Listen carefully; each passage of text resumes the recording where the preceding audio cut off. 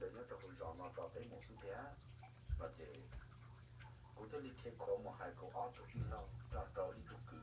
thì ít cứ chính giờ thì biết thì về một đồ bể cụ đủ yên được lúc trẻ thì biết thì là thì bên bắt chơi là bây giờ trâu bên mà được lâu chỉ là được thì ấy thì hai thì giờ một chuyện một sự nó mà từ yên đó nó mà giờ ít tu một hạt trường cái thì nó nữa thế được mấy cho đấy mà chỉ cho một hạt trường có thấy một cổ sự nó nữa thì nhất trong lúc sẽ hận tới nó mà nhà lúc sẽ hận của mấy thứ mua rộng họ được kia nó nữa thằng đó mà cứ dòng đi để xong ít xíu chụp bồi bị chụp xa đã các đồ răng đó thì nhất trong được cái lúc bắn phải ổ thì đó nó mà cái đi tàu phá cả kia thì để cho làm được đồ được kia thế cái cút của ta của họ hình của trâu kia họ của chiếc cái tiền được kia nó nữa cái cái liệt thì lên đó thì cái mồm ba mình chỉ sùng kia một cứ họ thế cho cáiตัวcho cái mặt mồm trời cả tụi yên đời phun được đây cả tụi trâu thế trâu thế mới ra trời nó chỉ bên ba tàu su cứ tàu họ thế bố để cho trâu thì bên thế liền bị rồi rồi một đồ bó đã tụi yên đời đây thì thôi bên một trămตัวtuần tra thì ô một sai cho bó cứ mà bố thấy mà nó sẽ khí luôn thì trong một cái lon non đó nó mà chỉ trong nó mua cứ những thắt trả lên tờ chỉ trong tủ tiền đầu sư là mua những cho bó cứ nó mà lưng giờ lên là sư thì sai thì mới tụ này thì tụ này tự bỏ mà như lo sống khoan ra cho ban được thiên nó nữa thì bây giờ thì cho đấy kia cho tụ thằng tự bỏ được thì ô như tụ một phát đến mà trời trong tụ tiền đi luôn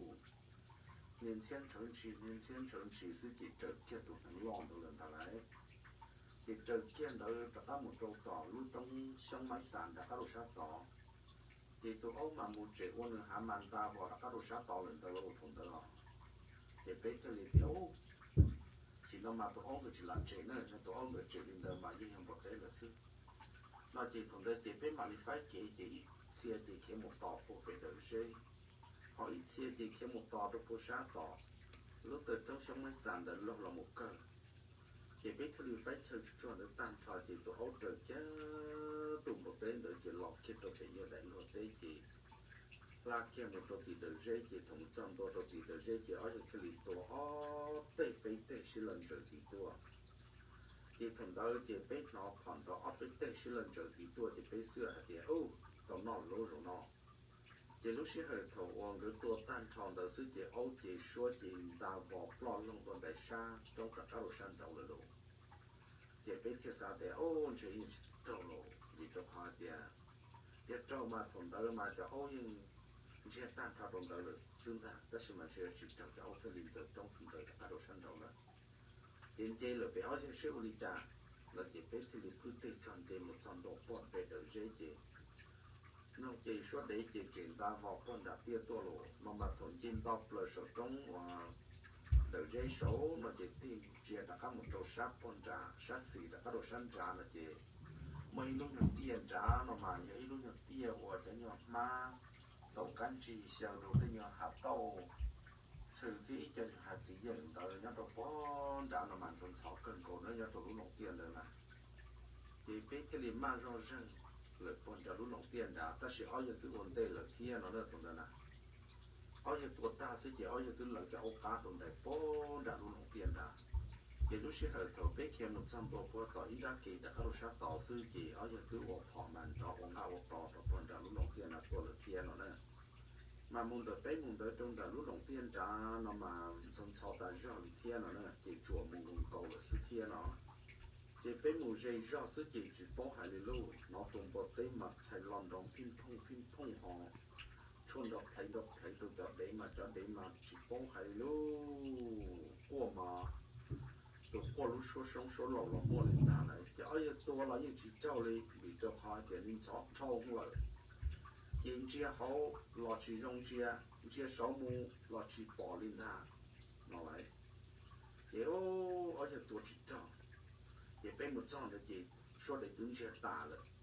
thì chỗ tụi một盘đấy thì mấy thứ nhau sửa đấy hoàn cho tụi một盘đầu sư nó mà tôi nhớ sửa đó nó mà tôi nhớ sửa đấy nó mà như ấy tôi phải chơi cần cầu thiên nó nữa chỉ thằng đó chỉ tụm bò té một nhát tụt tọt hắn thun chó đó chỉ tụm bò té chỉ sai lòng phung phồng xưa nữa vì cho họ thì họ tụng bồ tên được tí là mà người tôi muốn tuột trong máu tôi có phải đợi dây phải được thiên nó thì tụng bồ tên sẽ lịch thiên làm một tí để cho đợi lúc hạn đợi thiên nó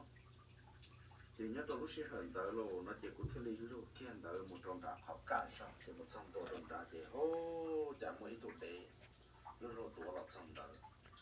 lúc lúc tôi là trong đợi họ có ý cản nó là trong đợi chỉ cũng sai chỉ chia tụng bồ tên tọt trong họ giờ họ ở những đời tua tụng bồ tê chỉ ở những đời tua trong tụng đệ tử họ nói chỉ ô đi chạy cho đến bớt ta rồi rồi nó tôi qua một phát đến được chỉ chế được sự thiên hỏi chỉ không tới chỉ tụng bồ tê mà chỉ có hai li lu chôn đập lệ về tua họ tụng bồ tê mà họ hành cân cầu đó tôi để về thiên nó nữa chỉ xéo tôi để về mà nhưng nó tôi qua một phát để trở thành cái thứ tôi tại sao nó nói chỉ thông tới chỉ từ y và tổ chức và cho đến là thứ lịch kia của lọc xongตัวchỉตอนนี้เราหาเดียมพาเดินใกล้เนาะยังเขาจองใกล้ชับเลยเนาะยังอยากจะเที่ยวนี่นะเดี๋ยวยังเที่ยวของเราซ่อมตัวที่ยังส่งเที่ยวตันพอดียังเที่ยวหนักซ่อมเลยตัวไปต่อที่โอ้ตุ่มปอเต้ส่งที่ปอดเที่ยวไปที่ตุ่มปอเต้มาฉันลองผึ่งผงพอชิบปอให้ลูกคนโยมมาปวดได้ป้องเลยสิ่งใดthì tôi giờ ít thế thì trong tôi người ta nhau cầu trí tê thì sao o tê tan cho thì nó có thể được khinh cầu rồi kiểu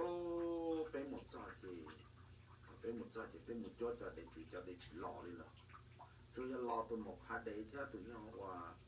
nhưng mà thằng đấy và yêu một pha nó sự thiên nó nữa thì người thiên lò sư thì tôi giờ nhìn được thế là thì cô cho đấy nó mà chỉ có oli nói nữa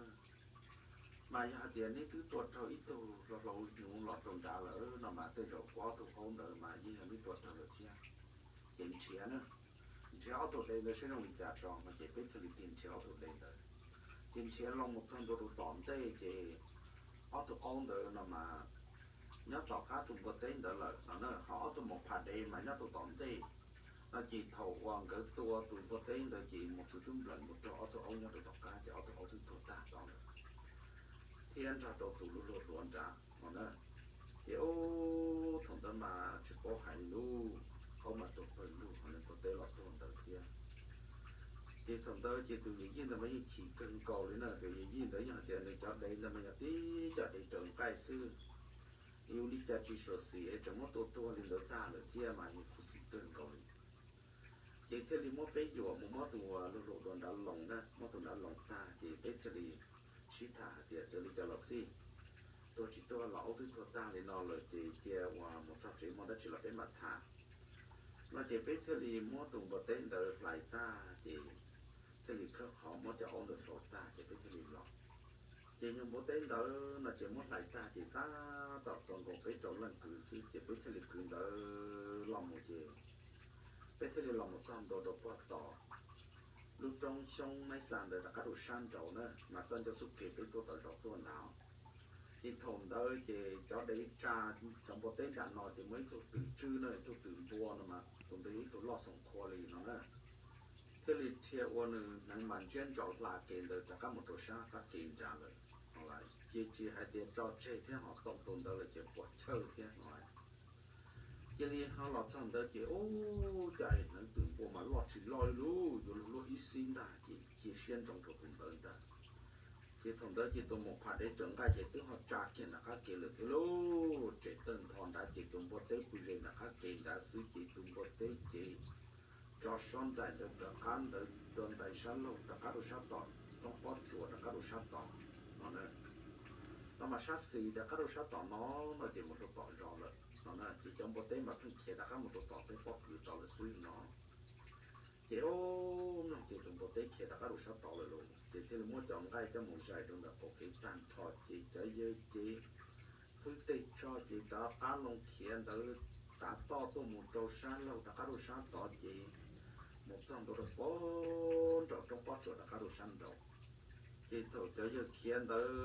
một đồ sát tọt thì một sao tọt thì ít chia thì kia là các đồ sát xì một đồ sát đây là các đồ săn trả lời họ mua ý giờ là họ giờ và nó tại cái chỗ ấy tổ bộ tế chỗ đấy là gì khiến chắc hàng được một trong đại có tọt họ và bộ tế gì để tọt thía nó nữa thì tôi giờ như lo xia tôi chữ hoàn để cho đến được cái lịch hiện cho ở giờ tại chồng đấy thì một trăm tôi được qua tỏ trong quá trình là cá đồ sát tỏ chỉ thằng đấy thì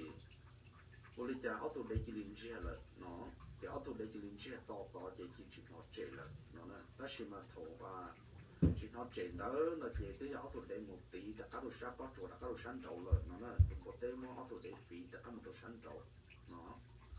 nếu tụ chữ đến từ sai ở nhà chỉ linh chia tỏ là thì tụ chữ đến từ cái lệ địa cỏ và ít tụ gió trong đợt họ lớn nhon đời vì nó phát triển một tế không là làm đời họ mới ít tụ chỉ còn cho và từ giờ nhìn tới thế trong tới bài sửa tỏ họ và để chỉ chuyển ra đó sẽ giàu đi trả lời nó này thì cái ai giờ thì cái thứ lý cứ thế trong tới trong tổ đồ sổ lúc cổ phát chuột là các đồ sát sổ thứ chỉ họ tụ để chỉ số mình ta vào họ các chuột của tôi xử luôn thì ai giờ cái lý can nào một trămตัวđồ thì ô thông can nào một trămตัวđồ chỉ tùy điตัวkiện thực tế thì trong thùng bùa là nữa trong cái tùng bò là ta chỉ tùng bò trong mỏ sư ta chỉ mà trong chỉ sa thì tùng bò thiết kế kiện đó là không được tóm tê mình chỉ tùng bò thế là một tí chuyện đấy ta đủ sáng tỏ nó mà từ tùng bò tí đấy là mà tùng chó thế nó tùng chó tại sao thì thế thì nhất trong giờ tôi giờ in tờ nó mà lâu là lâu nó chỉ mình cũng phải chịu một khỏi dòng thiên là nữa chỉ mình lấy tới nhập thọ và bắt cọp sự thiên là nữa mà nhất tôi lúc xí hơn tớ nằm bàn một khởi tớ tên nhờ cũng thọ luôn tên được lọt cho chị thì cho nhờ của ta là chị mới ăn cá cho là một chị mà sẽ cho can tàu đua cho nhờ thay lên khẩu tê chị mà cho cá uo chị mà to nó nữa chị mà to đua cái tớ tên được là xí chắc khẩu tê cho chị mà đi to nó chị tôi ít luôn trở ít luôn sư nó nữa chị tôi nghĩ in tới chị một khởi tới cho nhờ cá phỏ cá lò chị mình mua và cho nhờ cá được gì chị mua uo to luôn tới nó